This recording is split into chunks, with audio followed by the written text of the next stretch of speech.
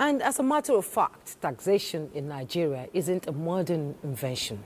Its roots stretch deep into Nigeria's pre-colonial past, evolving through distinct eras. Now let's bring in Benny Adams to give us some historical context to this discuss. Benny? Thank you, Juma, for that brief introduction. There is need for us to start from where we were before now to the new vista of hope, where the Senate President there said, this is the time for more money for Nigeria. It is very instrumental for us to know from the colonial eras, from the 1900 to the 1960s. We had about three key reforms, which was about the Land Revenue Proclamation of 1904, which was practiced in the Northern Protectorate as of that time. Then the Native Revenue Proclamation of 1906 was practiced by other regions. Then we have the Income Tax Ordinance of 1940, which was for both companies and individuals. The colonialists at that point realized that there was need to tax workers, there was need to tax the companies. They were just springing up. What were the drivers? It was to fund colonial administration, maintain law and order, as well as extract some resources for the running of government, just like it is being practiced today. The impact was that they introduced modern tax concept. It was a centralized system for future legislation. Afterwards, we now moved from the colonial era to the post-colonial era, where we saw introduction of tax identification numbers. We had new reforms coming in from time to time. Yes, here it was about the land, it was about native authority, but the new tax regime brought about technology in the sense that there was a personal income tax introduction. Other frameworks for the system was also established. Like, remember, economic shifts, declining oil prices forced the hand, and the Federal Inland Revenue actually came into existence in 1993, a critical value to driving the system. Aside the FIRS, we also had the VAT Act of 1993, which brought about a shift from indirect taxation, to direct taxation. And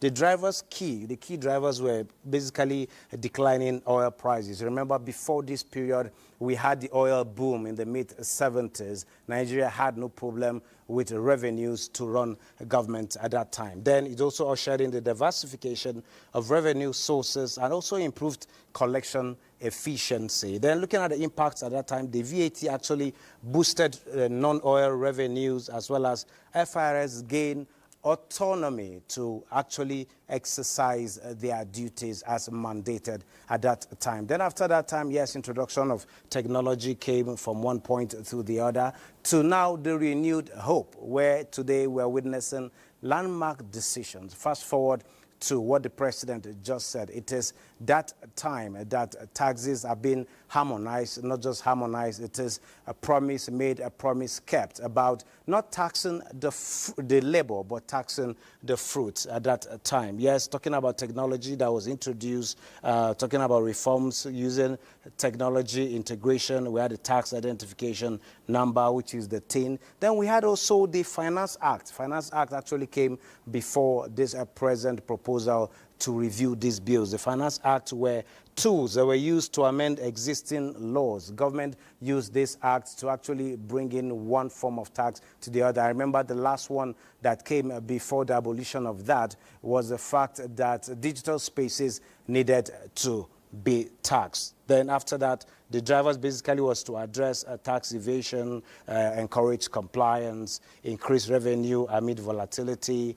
Tech was also the key thing, the key driver in that whole process. For today, talking about the renewed hope agenda, the renewed hope reforms, we're talking about ease of doing business, a uniform legal and operational framework for tax administration. We have also independent National Revenue Agency, whose mandate includes non-tax revenue collection. That is the former FIRS. That has changed as of today. Then we're talking about it's aimed at encouraging transparency, accountability, and efficiency. The key drivers of this reform at this time, as we are meant to understand, is to reduce multiplicity and also ensuring ease of doing business, and also enhance efficiency across a board. The impact possibly is improve investment climate, eliminate overlapping regulations, grow the economy faster than it is today.